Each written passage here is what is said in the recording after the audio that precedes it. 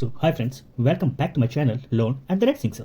मैं आपके साथ छोटी छोटी स्टोरीज, पैराग्राफ और ऐसे शेयर करता रहता हूँ जिससे हम बहुत सारे न्यू वर्ड सीखते हैं और अपनी वोकैबुलरी को इम्प्रूव करते हैं।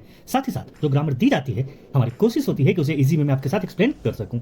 सो आज का हमारा टॉपिक है age doesn't matter. Let's get started.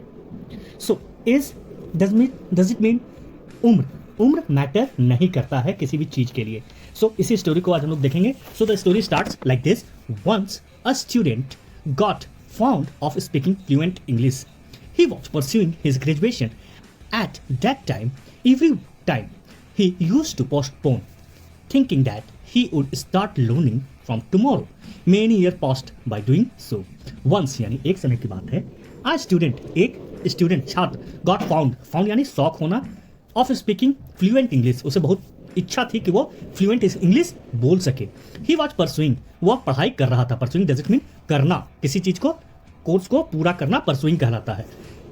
His graduation, वो अपनी ग्रेजुएशन को पूरा कर रहा था। एट दैट टाइम, उसी समय, every time he used to postpone यानी टालना, किसी भी चीज को आगे पर टालना, वो हमेशा टाल देता था। Thinking that he would start learning from tomorrow, यह सोच करके कि वह कल से शुरू करेगा इस लर्निंग प्रोसेस को of speaking English. Many years passed by doing so, ऐसे करते करते बहुत सारे दिन पास हो गए, बहुत सारे ईयर्स पास हो गए। Now he was 40 years old, but his interest in speaking English fluently didn't subside.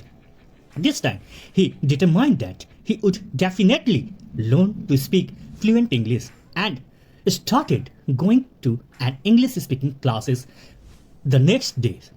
Now यानी अब he was 40 years old, अब वह 40 साल का हो चुका था। बट हिज इंटरेस्ट, उसकी दिलचस्पी इन स्पीकिंग इंग्लिश बोलने की, फ्लुएंटली मतलब लगातार इंग्लिश बोलने की इच्छा जो थी वो सबसाइड हो गई, यानी वो कम हो रही थी। दिस टाइम, पर इस समय उसने डिटरमाइंड किया, यानी डिटरमाइंड का मतलब होता है पक्का इरादा करना। ईडी लगा है यानी यह पास्ट का है, तो डिटरमाइंड यानी पक्का इरादा किया। दैट की he would definitely learn to speak fluent English, वह निश्चित रूप से यानी डेफिनेटली निश्चित रूप से क्या करेगा, पढ़ाई करेगा, लर्न करेगा, सीखेगा। To speak fluent English, English को बोलने के लिए वो सीखेगा। And started going to an English speaking class, और वो इंग्लिश स्पीकिंग क्लास को ज्वाइन किया। द नेक्स्ट डे यानी अगले दिन से ही उसने इंग्लिश स्पीकिंग कोर्स को ज्वाइन किया, क्लासेस को।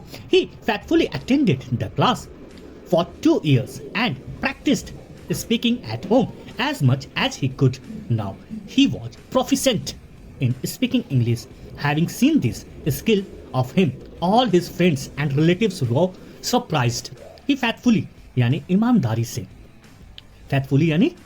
से attended the class, क्लास को अटेंड किया यानी निरंतर रूप से वह क्लास में गया। For 2 years, 2 सालों के लिए। And practiced से बना है practiced, यानी उसने प्रैक्टिस करता रहा। बिटवीन दिस टाइम पीरियड वो प्रैक्टिस करता रहा। स्पीकिंग एट होम यानी घर में ये बोलने के लिए वो प्रयास करता रहा। As much as he could, जितना हो सकता है उतना। कुड का मतलब होता है, कैन का पास्ट होता है कुड, यानी जितना हो सका उतना उसने किया। नाउ अब ही वॉज प्रोफिशिएंट यानी होता है कुशल हो जाना। वो कुशल हो गया इन स्पीकिंग इंग्लिश, यानी इंग्लिश बोलने में वो अब कुशल हो गया यानी सक्षम हो गया। Having seen this skill of him, इसकी ये क्षमता देख करके, ये स्किल देख करके, all his friends and relatives were surprised, उसके सारे दोस्त और उसके रिश्तेदार सारे आश्चर्यचकित हो चुके थे कि ऐसा कैसे हो सकता है कि ये इस उम्र में जाकर के प्रोफिशिएंट इंग्लिश बोलना सीख लिया, फ्लुएंट इंग्लिश बोलना सीख लिया। The moral of the story is that there is no age limit to learn anything, you just have to start over. आपको शुरू करना होगा, आप जब से शुरू करते हैं तभी से आप वो चीज कर सकते हैं। उम्र उसके लिए कोई बाधा, कोई लिमिट पैदा नहीं करती है। I hope so you like this story very much. If you like this story, please do like button and appreciate us. Till time, thanks for watching.